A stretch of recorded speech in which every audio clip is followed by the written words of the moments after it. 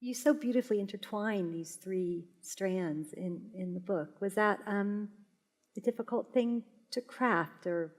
Oh God, yes. Yeah. It was really hard.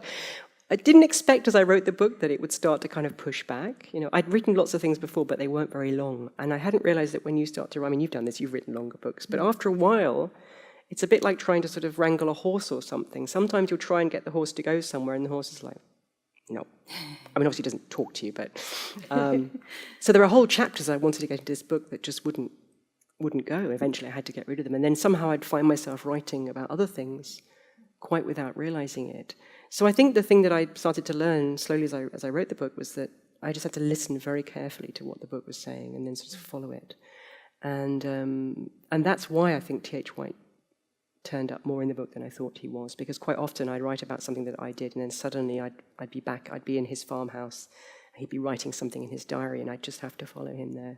So it was quite an intuitive process, but sometimes it was, there'd be a week when I'd be swearing and smoking and cursing and nothing would come out, and then I'd kind of, okay.